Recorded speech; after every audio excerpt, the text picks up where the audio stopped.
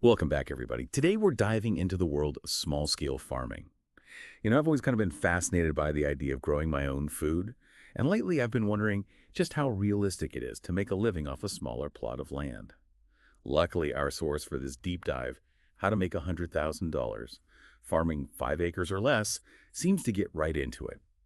I'm sure some of you listening have had similar daydreams about your own little farm out there somewhere. And hey, maybe some of you are even already involved in this whole urban agriculture trend that's popping up everywhere. But whatever brought you here today, get ready to explore some really surprising possibilities about farming on a smaller scale. And that's no matter how much experience you have or even how much space you've got. Yeah, it's funny how many people just assume you need tons and tons of land to even think about farming.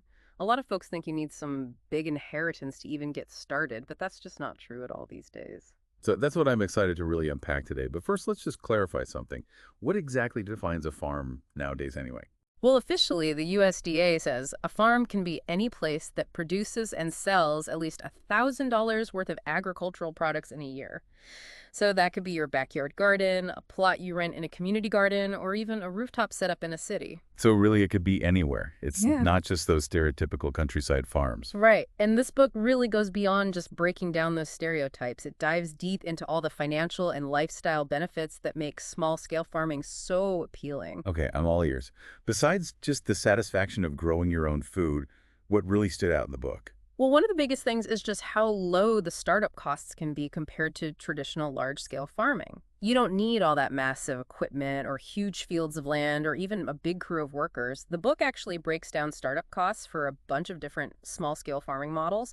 And honestly, it's surprisingly affordable to get started. Yeah, that definitely makes it feel way more attainable. But what about the money side of things? Are there tax advantages to being a small-scale farmer? Oh, absolutely. There are actually a bunch of tax breaks specifically for small farmers. Like you Wow. can deduct all the expenses for your farm, things like seeds and fertilizer to equipment and even marketing costs. There are even deductions for soil and water conservation.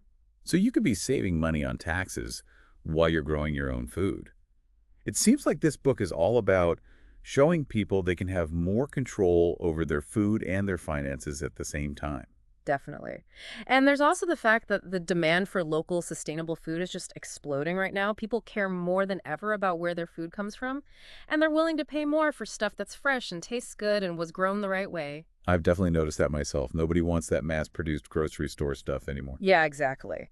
Small scale farmers are in the perfect position to meet that demand. They can offer stuff grown right in the neighborhood, build relationships with their customers, and even create a feeling of community around their farms. It becomes more personal. Right. So let's talk about one of the biggest things that people think holds them back from farming, owning land. So many people assume you need acres and acres of land to farm successfully. And that's where this book really gets interesting and encourages people to think beyond that traditional farm model. So what are some of these alternative ways to farm without owning a ton of land? Well, one option is renting or leasing land. There are a lot of landowners who are happy to lease smaller plots to people who want to farm. And then there's urban farming, which is really taking off. People are turning empty lots, rooftops, even balconies into gardens. Imagine a rooftop farm overlooking the city. And then there's container gardening. You can grow so much food in containers, even if all you have is a little patio or a balcony. That's perfect for people in apartments. Exactly. And we can't forget about hydroponics. Hydroponics is everywhere these days, but honestly, I'm still not totally sure what it is. It's basically growing plants without soil. You use water with nutrients added to it. It lets you grow food pretty much anywhere, indoors, outdoors, even vertically. And you often get faster growth and more food compared to growing in soil. So you're giving plants exactly what they need to thrive. Right? Are there different types of hydroponic systems? Oh, yeah, there are a bunch. The book talks about some of the most popular ones, like deep water culture, where plant roots are always submerged in the nutrient solution, and nutrient film technique, where the nutrient solution constantly flows over the roots. Each method has pros and cons, and the best one depends on what you're growing and what resources you have. Sounds like a whole science. It is, but the book does a good job of explaining it and giving you tips on setting up and maintaining a hydroponic system. So we've talked about owning land container gardening hydroponics. Mm-hmm. What other alternative approaches does the book mention? Community-supported agriculture is a big one, or CSA for short. It's a great way for farmers and consumers to work together. I've heard that term before, but how exactly do CSAs work? Basically, people buy shares of a farm's harvest ahead of time, usually for a whole season. This gives the farmer a guaranteed income, and the people get a regular supply of fresh, local produce. Like a subscription box for veggies. I love that. Exactly. The book shares stories of successful CSAs all across the country, from urban farms selling greens to people in apartments to rural farms offering all kinds of seasonal produce to their communities. This is really eye-opening. I never realized just how diverse modern farming really is. It's not just those giant farms you see on the news. Right. So let's talk crops. Now that we've seen some different ways to farm, I'm curious what kinds of crops work best for smaller plots of land. Well, the book has a whole section dedicated to the most profitable crops for small-scale farms, and there are some real surprises in there. Okay, I'm ready. What are some of these unexpected crops that can bring in a lot of money? Microgreens are a big one. They're super nutritious and flavorful, and chefs and health-conscious people love them. Plus, they grow really fast, and you don't need a lot of space for them. They seem perfect for hydroponics, especially in a city. Yeah, definitely. The book recommends a bunch of different options from arugula and mustard greens to cilantro and radish. Each one has its own unique flavor. You can even make your own custom blends. What about mushrooms? I've heard those can be really profitable and they don't need much space. You're right. Specialty mushrooms like oyster and shiitake mushrooms are in high demand, and you can grow them indoors, which is perfect for urban farming. And people love that gourmet feel. Yeah. What about edible flowers? I've seen those on fancy restaurant menus. Edible flowers are another great choice. They're beautiful, and they add a unique flavor to food. You can sell them fresh or dry them for teas and other stuff. So we've got microgreens, specialty mushrooms, edible flowers, all these profitable crops that don't need a ton of space. Right. What about more common crops? Can those still be profitable on a small scale? Absolutely. The trick is to focus on special varieties that people will pay more for. Instead of regular tomatoes, you could grow heirloom tomatoes with unique flavors and colors. So it's about finding your niche. Exactly. Like instead of regular lettuce, you could grow gourmet greens like baby kale or red romaine. Right. Small-scale farming really seems to be all about innovation and creativity. It is. But how do you know which crops to choose? Well, the book says it's really important to understand your local market. What are people looking for? What's popular in your area? Are there any gaps in the market that you could fill? So it's not just about growing what sounds cool. Right. You need to know what people actually want. Exactly. The book also says to consider your growing conditions. What kind of climate do you have? Do you have enough water? How much sun does your land get? So work with what you have. Right. And don't forget about your own interests and skills. Do you like working with delicate seedlings, or do you prefer tougher plants that need less attention? It's about finding something you enjoy doing. Yeah, There's a lot more strategy to choosing crops than I realized. definitely. It's not just about throwing some seeds in the ground and hoping for the best. This is already so insightful. We've busted some myths, explored different ways to farm, and discovered a whole world of profitable crops beyond the usual stuff. And we're just getting started. We'll be back soon to dive even deeper into the world of small-scale farming with more insights and advice from this amazing book. You know, one of the things that really fascinates me about small-scale farming is how you can create these really sustainable and integrated systems. Yeah, that's definitely something I want to learn more about. The book mentions these hybrid farming systems, but I gotta admit, I'm not totally clear on what that actually means. So hybrid farming is basically taking the best parts of traditional farming and combining them with modern techniques. The goal is to get the most out of your space and create a system that's more resilient and eco-friendly. Okay, so can you give me an example? Like, what would that actually look like? Well, imagine you've got these vertical hydroponic towers growing lettuce and stuff indoors, and at the same time you're growing tomatoes and peppers outside in raised beds using organic soil practices. So you're mixing different methods to make the most of your space and resources. Exactly. And hybrid systems often use things like crop rotation, companion planting, and natural pest control. Okay, so we've talked about those things before, but can you remind me how they work? Like, crop rotation is switching up what you plant in the same spot each year, right? What's the benefit of that? It's all about preventing soil-borne pests and diseases from building up. Oh, so if you keep planting the same thing in the same spot, those pests and diseases can just hang out in the soil and keep attacking the same crops year after year. Exactly. Plus, different plants need different nutrients, so rotating them helps keep the soil healthy. Like beans add nitrogen to the soil, which is good for leafy greens. It's amazing how everything's connected. What about companion planting? Companion planting is basically planting different things together that help each other out. Like basil planted near tomatoes can actually repel some of the pests that like to attack tomato plants. So they protect each other. Right. And some plants actually help each other grow better. Like carrots and onions are a classic combo because they each repel pests that bother the other plant. It's like they have each other's backs. What about natural pest control? How do farmers keep pests away without using harmful chemicals? One way is to encourage beneficial insects. Like ladybugs love to eat aphids, which can be a big problem for a lot of crops. So you're bringing in the good bugs to fight the bad bugs. Exactly. And there are a lot of organic sprays and stuff that you can use too. Like neem oil is a natural insecticide that works against a ton of different pests. And it's safe for people and good bugs. So you don't have to resort to harsh chemicals. What about compost? I know that's good for the soil, but how do you make compost if you don't have a lot of space? Well, the book talks about vermicomposting, which is basically using worms to break down organic matter into compost. It's a really efficient way to make your own compost, even if you don't have a lot of room. Worms are pretty amazing. They turn our trash into treasure. Okay, so we've talked about sustainable growing practices. But what about vertical gardening? That seems like a good way to get the most out of a small space. Yeah, vertical gardening is a game changer, especially if you're in a city or just have a small area to work with. It's all about growing up instead of out. You can use trellises, walls, even special structures designed for vertical growing. I've seen pictures of those vertical gardens. They're so cool, like walls covered in herbs and vegetables. And it's not just about looks. You can grow way more food in a smaller area when you go vertical. Plus, it helps with air circulation, which can prevent diseases. And it makes harvesting easier too. So you're maximizing your space and making things easier for yourself. Right. So let's switch gears a bit and talk about money. I know the book stresses how important it is to have multiple streams of income for your farm. Yeah, it's definitely smart to have more than one way to make money. So what are some of the best ways to do that?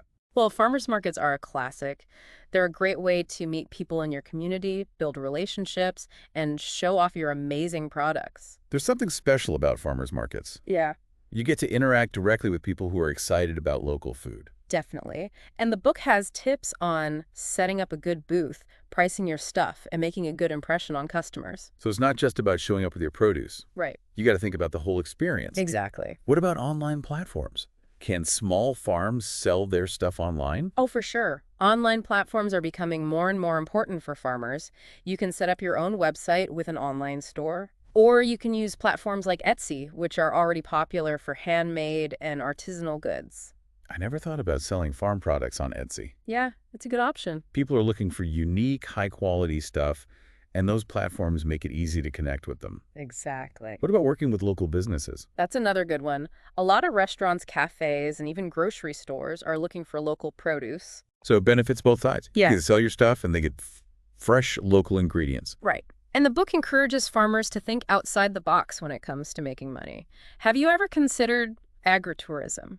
We've mentioned that a few times, but I'd love to hear more about what that actually involves. So agritourism is basically inviting people to come experience your farm. It's about more than just selling them produce. So what are some examples of agritourism? Well, you could give tours of your farm so people can see how things work and learn about sustainable farming. You could let people pick their own fruits and vegetables, which is always fun for families. You could even host events like farm-to-table dinners, where you work with a local chef to create a special meal. That sounds amazing. Yeah, it's about turning your farm into a destination. A place where people can connect with nature and where their food comes from. Exactly. And agritourism can be a really good way to make money, especially if you offer unique experiences. So it's about creating something special. Right. And what about the community? Building relationships with your community is super important for any farm. Yeah, I bet. If people feel connected to your farm, they're more likely to support you. Exactly. So how do you build those connections? The book suggests partnering with local schools to teach kids about farming and healthy eating. You could also host workshops or classes on things like gardening, composting, or beekeeping. So share your knowledge with the community. Right. And give people a chance to experience your farm firsthand. You could have volunteer days where people can help out with planting, weeding, or harvesting. You could even host potlucks or other gatherings on your farm. So it's about bringing people together. Exactly. And when people feel like they're part of something, they're more likely to become loyal customers and supporters of your farm. This is making me realize that there's so much more to small-scale farming than just growing food. It really is. It's about building a community and making a positive impact. Definitely. Okay, so we've talked about making money and building community, but we also need to talk about the financial side of things. Yeah, you can't forget about the numbers. It can be overwhelming trying to figure all that stuff out. It can be. But the book breaks it down into steps starting with startup costs. It actually has templates and worksheets to help you calculate everything, from the cost of land to stuff like greenhouses and irrigation systems. That sounds really helpful. It's easy to get carried away with the excitement of starting a farm and forget about those initial costs. Yeah, you don't want to overlook that stuff. And the book also covers ongoing expenses like seeds, fertilizer, labor utilities, and marketing. It helps you create a budget and track your spending. So you can make sure you're actually making money. Right. And it talks about income forecasting, which is basically figuring out how much money you can realistically make. You have to consider what you're growing, how much you can produce, and what people are willing to pay for it. That makes sense. You need to know if you're going to be able to make a living. Exactly. And the book also encourages farmers to think about having multiple income streams. Like if you're only selling at farmers markets, you're at the mercy of things like weather competition and how much people are buying at different times of year. So don't put all your eggs in one basket. Right. And the book goes even further and says you should create a business plan for your farm. A business plan. Do you really need that for a small farm? It might sound formal, but it's basically a roadmap for your farm. It outlines your goals, your target market, your marketing plan, your financial projections, and your plans for the future. So it's about thinking about your farm like a real business. Exactly. And having a business plan can help you get funding, attract investors, and make smart decisions that will set your farm up for success. This is all really eye-opening. Starting a small-scale farm is a big deal, but it's also incredibly exciting. It definitely is. It's about combining your love for growing food with a good understanding of how to run a business. And this book really does a great job of showing you how to do both. Okay, so we've covered a lot of ground here. From sustainable farming to making money to creating a business plan. What else does the book talk about? Well, one of the best chapters is all about marketing. It's about reaching the right people and making your farm stand out. Marketing is so important. We Yeah. talked about farmers markets and online platforms, but what are some other ways to get people interested in your farm? The book says to think about what makes your farm unique. What's your story? What values are important to you? So it's about creating a brand that people connect with. Exactly. The book gives advice on everything from choosing a catchy farm name and logo to writing good content for your website and social media. So it's about presenting your farm in a way that catches people's attention. Right. And it's about building relationships with your customers. Talk to them at farmers markets, answer their questions online, and create a sense of community around your farm. Make them feel like they're part of something. Yeah, exactly. What about the legal stuff? Are there a lot of rules and regulations that farmers have to follow? Oh, yeah. There are definitely some legal things to keep in mind. And the book doesn't sugarcoat it. It covers everything from business structures to permits to food safety regulations. That sounds like a lot. It is, but it's important to know the rules, not just to avoid getting in trouble, but also to build trust with your customers and show that you're doing things the right way. So it's about being ethical and responsible. Right. What else does the book talk about? One of the most interesting parts is about scaling sustainably.